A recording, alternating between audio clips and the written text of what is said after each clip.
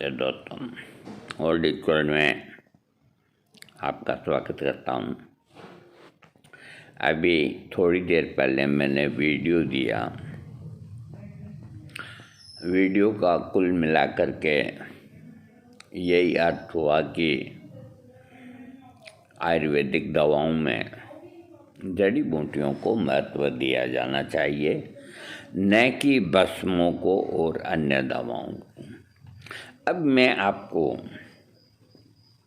Homeopathic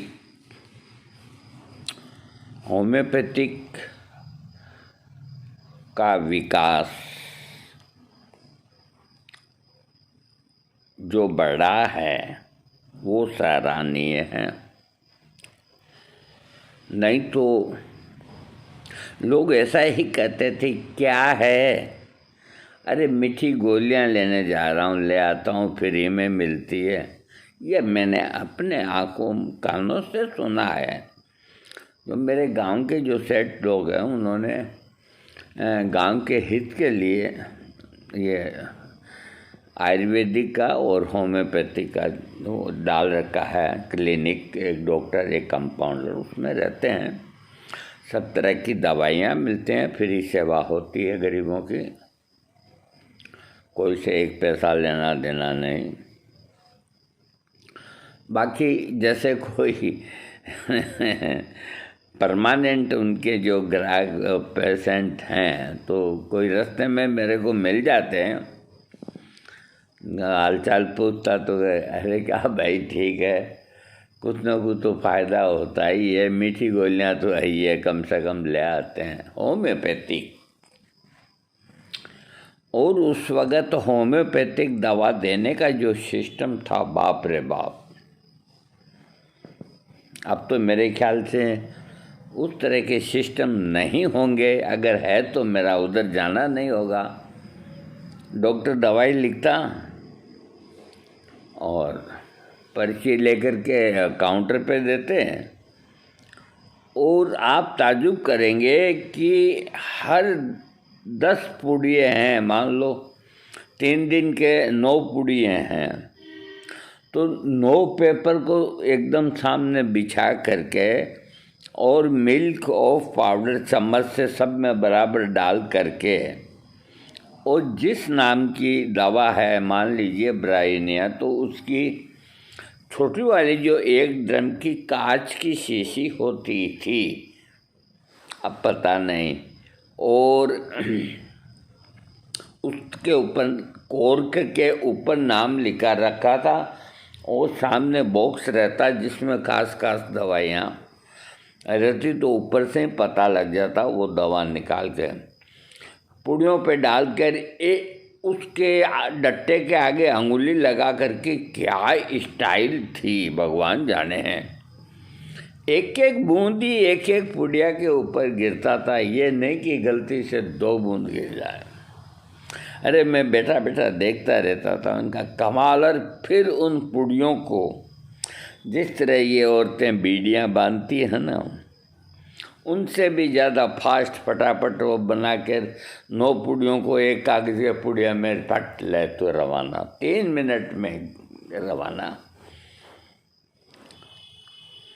इस तरह homeopathic थी।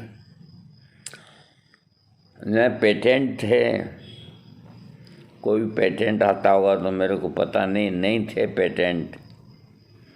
उसके बाद जब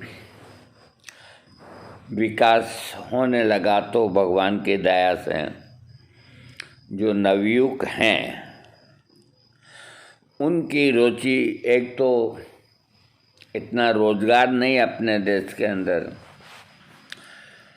तो उनकी रुचि होम्योपैथिक में बढ़ने लगी, और युवाओं के साथ में युवतियों की भी रुचि बढ़ने लगी। और इस तरह होम्योपैथिक के अंदर दवाइयाँ बढ़ी। दवाइयाँ बढ़ने के अलावा और भी नई दवाइयाँ बनी, और मॉडर्नाइजेशन हो गया। कांच की शीशियाँ हट गई, वहाँ प्लास्टिक की आ गई। नेम तो कांच का ही कहता है, लेकिन उससे कोई फर्क विशेष नहीं पड़ता, क्योंकि कांच की शीशी के अंदर दवा 5 साल पड़ी रहे तो 4 साल 3 साल खराब नहीं होती। प्लास्टिक के अंदर है जो खराब होने का थोड़ा डर होता। और कोई आपको 1 हफ्ते की दवा देंगे तो वो प्लास्टिक की शीशी में ही कंफर्टेबल है, उसमें डाली ड्रॉप दी आपको, 1 हफ्ते में उठा के फेंको उसको, डिस्पोजल हो गया काम। इसमें कोई दिक्कत वाली बात नहीं। लेकिन अगर आपको अपने घर के अंदर कोई अच्छी दवा को 2 4 6 महीने के लिए रखना है तो उसमें कांच का पात्र अच्छा रहता है। और इसी परंपरा को लेके जर्मनी की जितनी दवाइयाँ और स्टैंडर्ड की जो कंपनियां हैं उन्होंने अभी सारी मर्यादा है बना रखी है, और बाकायदा कांच की उसमें दवाइयाँ आती है।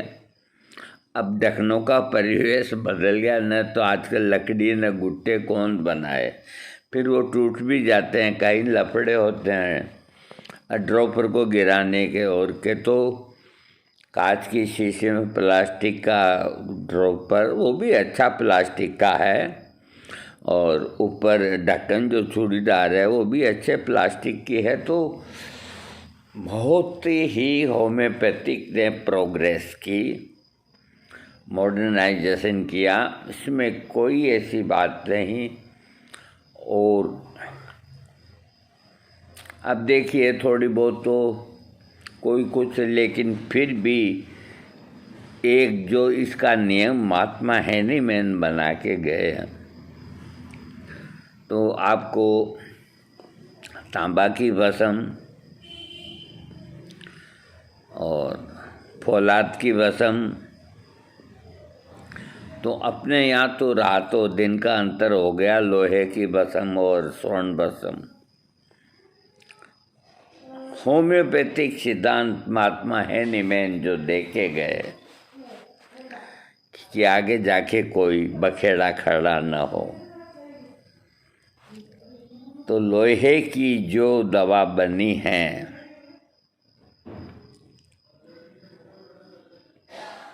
उसकी जो कीमत है वही दवा औरम मेटेलिकम जो स्वर्ण से बनी है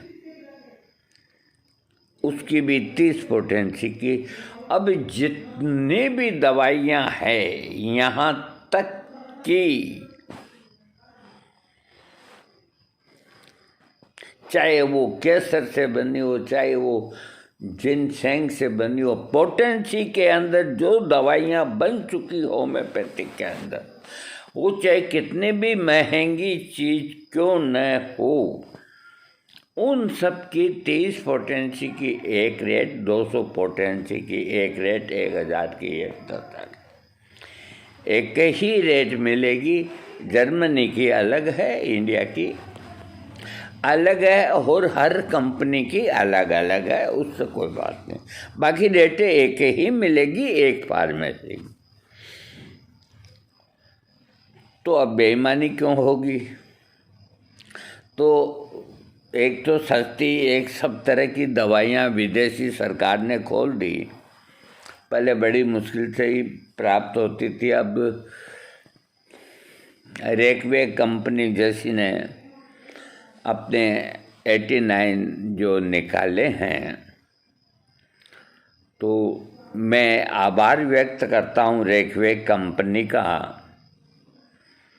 कि उनका योगदान बहुत अच्छा रहा और रह रहा है, और आगे भी बहुत अच्छा रहेगा। वो क्वालिटी अच्छी देते हैं, ये उनके पूछने की बात नहीं। वो उनके प्रोडक्ट को हमने काम में लिया तो हम कहेंगे। R89 तक। अब ये तो हो नहीं सकता कि आपने ली फ़ायदा नहीं हुआ, मैंने R41 की इतनी शीशियाँ ले ली, मेरा सेक्स नहीं बढ़ा। R89 ले लिया, बाल नहीं रुके, वो नहीं। तो ये देखो, ये एक हर आदमी के लेने का तरीका और उसकी सोच के ऊपर निर्भर करता है।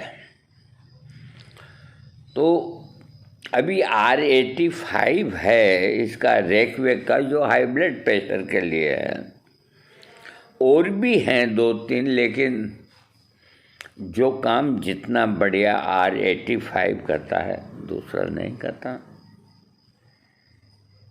R41 भी बहुत बढ़िया काम करता है, लेकिन थोड़ा महंगा होने की वजह से 5-7 दिन में ही अपन लोग छोड़ देते हैं। 2 महीना लो, उसकी खुराक है जितनी लो, तब पता चलेगा। इतने में तो भाई इंडिया के अंदर भी इतना पैसा कहाँ, इतनी महंगी दवाई है, जो पेटेंट होते हैं महंगे होते हैं। अब डायोकार्ड के अंदर जो एडल्ट कंपनी बना रही है, मैं देख रहा हूँ कि वो रेट को कम करता ही नहीं। अब 18-20 ml की, 22 ml की, जो भी 30 cc है इसकी एडल की, हाँ, गोल्ड ड्रॉप, 500 से ऊपर रुपया MRP। बोलो आप, अब उसको रोगी को देनी पड़ती है हाई BP पे या हार्ट के ऊपर 20-20 बूंद। तो एक दिन में ही वो शीशी खाली होती दिखती है। तो बहुत कम लोग ऐसे हैं जो रोज़ के 500 रुपये खर्च कर सकते हैं। देखा जाए तो बहुत कॉस्टली है। अब उन तक हमारी बात पहुंचती नहीं है। हम ये भी जानते हैं कि जिस तरह और चीज़ें बनती है उसी तरह डायोकार्ड बन रही है। उसमें कोई वो नहीं डाल रखा उन्होंने हीरा बसम। हाँ, कुछ केमिकल उनके जो वो चीज़ें जो होती है कुछ कॉस्टली होती है, तो थोड़ा ज़्यादा रख लो कीमत, लेकिन बहुत ज़्यादा रेट तो हर आदमी डायोकार्ड नहीं ले सकता। 1 cc को लेगा तो उसके 10-5 बूंद लेके उसी में सोचेगा आराम मिल जाएगा। आराम मिलता नहीं है, पूरी शीशी खाली होती, अगली शीशी आ नहीं पाती। आदमी क्या करे? हर चीज़ का एक अल्टरनेट रहता है। देखो, मैं बता देता हूँ, जो गरीब आदमी हैं, जो डायोकार्ड नहीं खरीद सकते, वो स्पेल का टोनिकार्ड या जो भी फार्मेसी बनाती है टोनिकार्ड, वो डायोकार्ड की तरह काम में लो। अरे 1 रुपया नहीं, अपने को अगर 12 आना भी फायदा मिल गया तो अपन सही जगह पहुंच जाएंगे। वो टोनिकार्ड काम में ले में बहुत सस्ता आता है। और ऐसे ही एसेंसिया ओरिया जो ये जर्मनी विदेशी आती है, वो कॉस्टली आती है। इंडिया की आती है वो 100-110 रुपये की, 20 रुपये की होगी, 125 रुपये की। वो भी गोल्ड ड्रॉप है, तो 125 वाली गोल्ड ड्रॉप ले लो। उस एक ही जगह 2 बार पी लो, क्या फ़र्क पड़ता है? मन में थोड़ा विश्वास रखो। आखिर ये जो कंपनियां बना रही है अपने देश की, ये इसलिए बना रही है कि उनकी टक्कर के अंदर ये खड़े हो जाएं तो उनकी मोनोपोली खत्म हो जाए। अरे है तो एल्कोहल ही बेस पे ही बनती है, तो 20-22 ml की कोई 500 इतने ही रुपये कीमत होती है क्या? कहीं नहीं होते, लेकिन मजबूरी क्या करे आदमी, जिंदगानी ज़रूरी है, करे क्या। लेकिन ये उन लोगों को सोचना चाहिए कि इतना नफ़ा न रखें। क्या जाने दो क्या करें अपन। तो आयुर्वेद में बहन बेटियों ने बहुत रुचि दिखाई, और आज की डेट के अंदर हमने करीब सारे वो देख लिए। जैसे ऋतुएं देखते हैं ना, वैसे होम्योपैथिक का सबसे पहले कलकत्ता से भट्टाचार्य का और का वहाँ का वो हालचाल देख लिया। उसके बाद अभी बताया मैंने, ये भी देख लिया। आज की तारीख की बात ये कि आज की तारीख में होम्योपैथिक सिरमौर चिकित्सा पद्धति है। हम आयुर्वेद को भी उतना ही सम्मान देते हैं, बशर्ते कि कोई आयुर्वेदिक में कही हुई बात को माने। नहीं माने तो क्या करें? कहीं गरीब आदमी है कि मेरे पास इतने पैसे नहीं हैं, तो होम्योपैथिक में उसका इलाज हो जाता है और उतना ही फायदा होता है जितना आयुर्वेदिक से होता है, और 6 गुने पैसे अधिक लग जाते हैं उसके। चाहे वो जड़ी बूटियाँ भी क्यों न हो। सालम मिश्री 18,000 रुपये किलो, सालम पंजा 15,000 रुपये किलो, रोमी मस्तंगी 14,000 रुपये किलो, शिलाजीत 15-12 रुपये किलो। अरे तो व्यापार हो गया। क्या खरीदेगा आदमी? इसलिए हमारा रुझान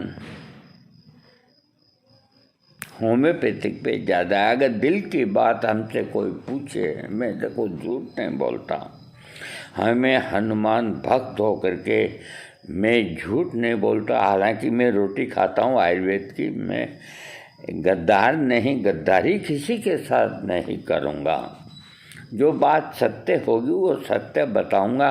मैं ये कहता हूँ ये साथ के साथ कि आयुर्वेद के नाखून जितनी भी होम्योपैथिक नहीं है, लेकिन होम्योपैथिक छोटी होती है भी बड़ी इसलिए हो गई कि इसके अंदर बेईमानी नहीं, और इसके अंदर सब दवा एक ही भाव है।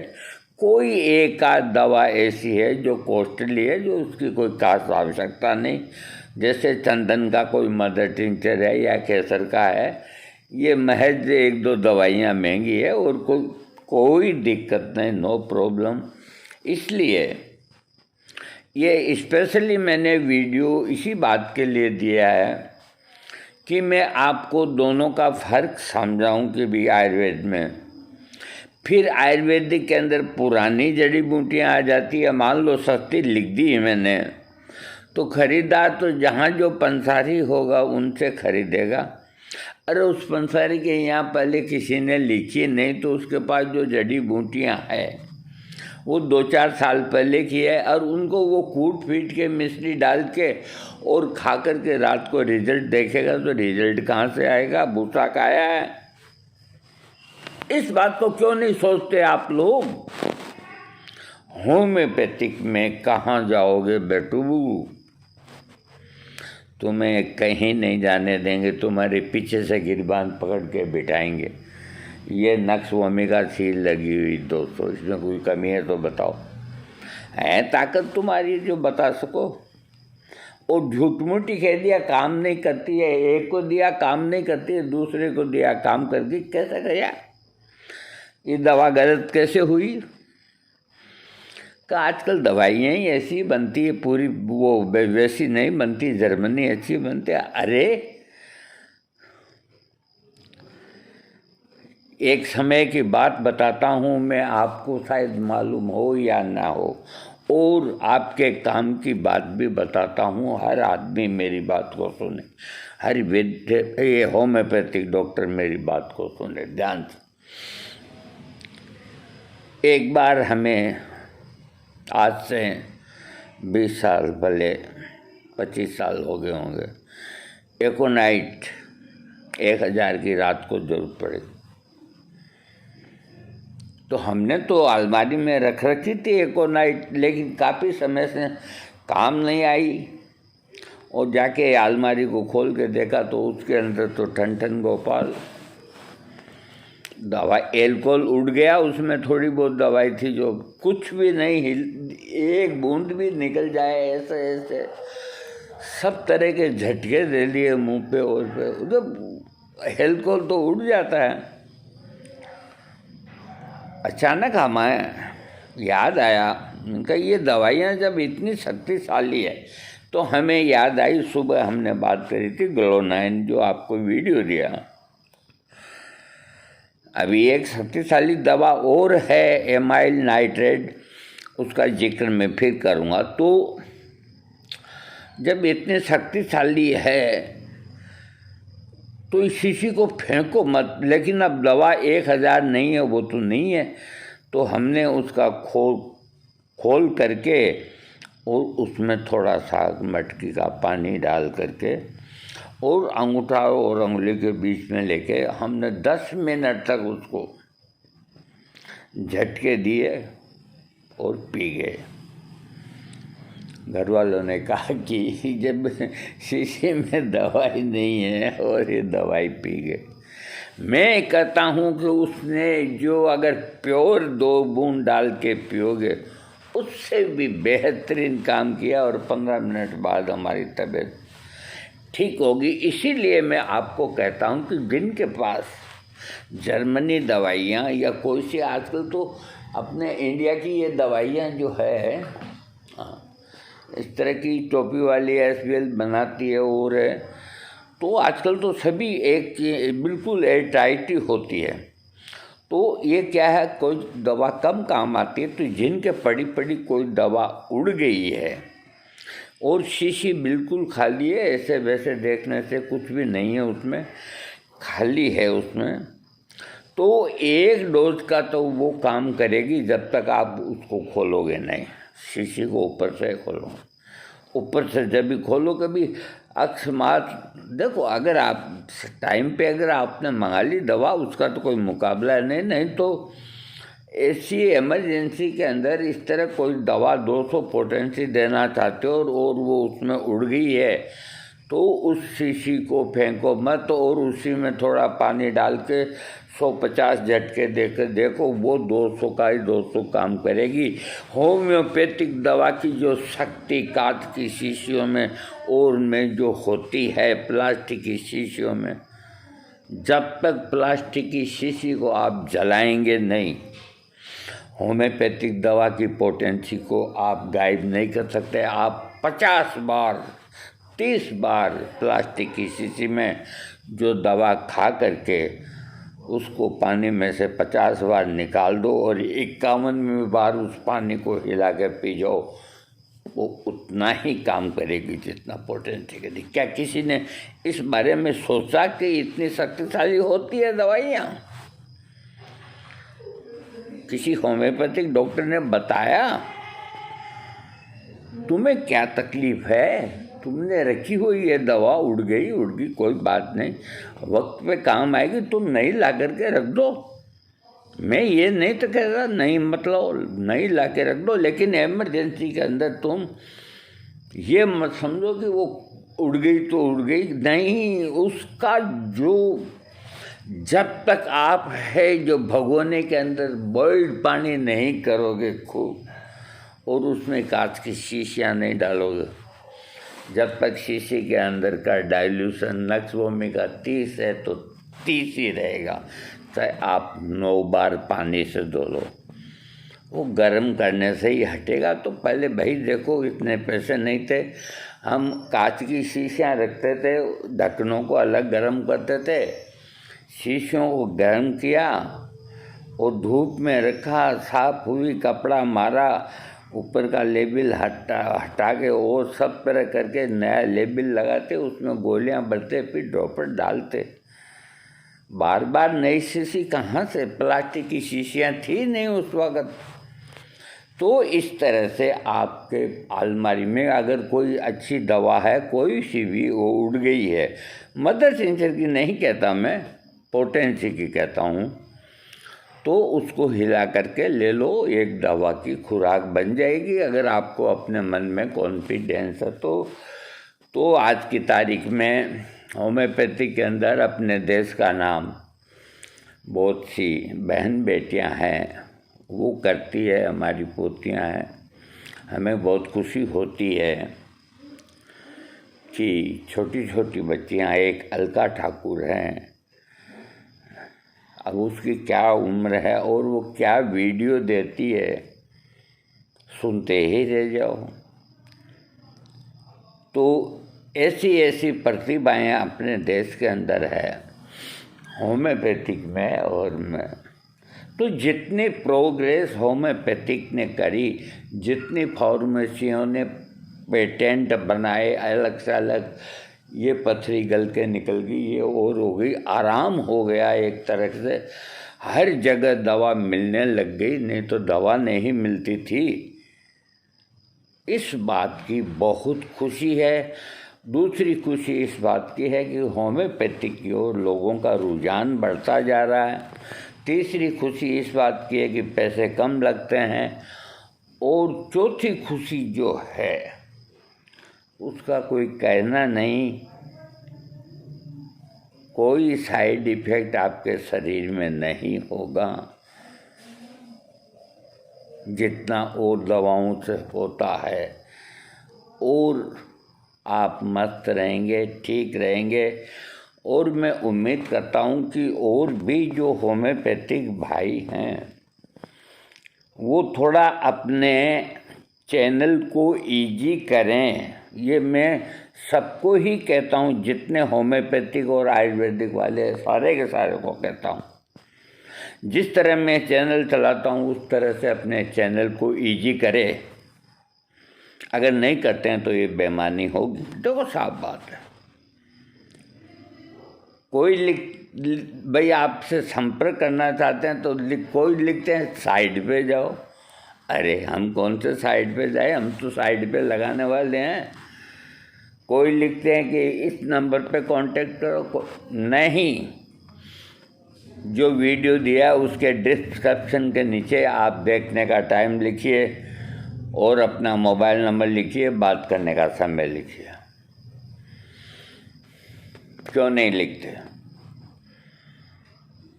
तो अपने आप को अगर इस तरह महंगा बनाओगे, VIP बनाओगे होम्योपैथिक में रह करके, तो जो आज घोड़े पे चढ़ा है ना तो नीचे उतरते भी देर नहीं लगती है। अपने को सरल बनाओ, हाँ, ताकि डिस्क्रिप्शन के नीचे ही फ़ोन में आपका समय देख करके कोई भी रोगी आपसे बात कर रखे। हम देते हैं सुबह 7 से 8:15 बजे तक का टाइम, आप कीजिए ना बात, कौन मना करता है। कब से ही दे रहे हैं, एक पैसा ही नहीं लिया कभी कोई से। लेकिन आप 11 बजे बात करेंगे, हमारी आँख तो 11 बजे खुलती है, तो कोई हम दिन भर ही मोबाइल लिए थोड़े बैठे रहेंगे। थोड़ा आप भी सोचिए इस बात को। फिर भी कुल मिला करके होम्योपैथिक में और भी नई नई कुछ दवाइयाँ जो आयुर्वेदिक के अंदर बहुत टॉप है वो बनी है। ये पहले नहीं थी अश्वगंधा वगैरह, ये बनी है और भी बन रही है और आगे इसी तरह बनती रहेगी, क्योंकि आयुर्वेद में जड़ी बूटियों की कमी नहीं, बनाने वालों की कमी है। वो थकेंगे, आयुर्वेद नहीं थकेगा। और ये जितनी भी दवाइयाँ बनेगी सारी की सारी आयुर्वेदिक दवाइयाँ ही होम्योपैथिक में बन करके और अपना डंका कायम करेगी। जो आपके हाथों में क्रूड है, क्रूड अश्वगंधा प्योर आपके हाथ के अंदर है, वो काम नहीं कर रहा। होम्योपैथिक में अश्वगंधा मदर टीचर काम क्यों कर रहा है?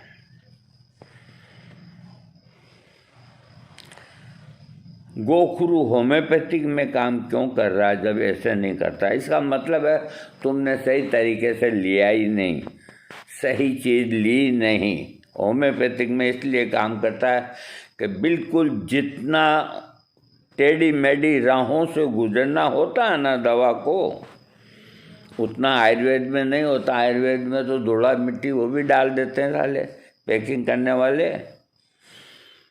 इनका ऑटोमेटिक काम होता है, बढ़िया होता है, और मैं उम्मीद करता हूँ और भी होता रहेगा। अब मैं वीडियो को समाप्त करता हूँ और मैं एक बात ज़रूर कहता हूँ जाते जाते कि जो सक्षम हैं वो आयुर्वेद को अपनाएं आराम से, कोई दिक्कत नहीं। और जो गरीब हैं या बहुत इतना खर्च नहीं कर सकते तो वो होम्योपैथिक के प्रति उतना ही विश्वास करें जितना आयुर्वेद के प्रति है या अन्य चिकित्सा के प्रति है। होम्योपैथी कोई कमज़ोर नहीं, अच्छे डॉक्टर का आप इलाज लें और लें। आज होम्योपैथिक हम कह सकते हैं कि आयुर्वेद के बराबर। जैसे लता जी के बाद में आशा भोसले जी का नाम आता है ना, तो इसी तरह है आज होम्योपैथिक भी अपना स्थान बना चुकी है। और इस हिसाब से अगर बनता रहेगा तो वह दिन दूर नहीं कि ये जो बड़े बड़े डॉक्टर हैं ये कई छोड़ के होम्योपैथिक में आ जाने हैं।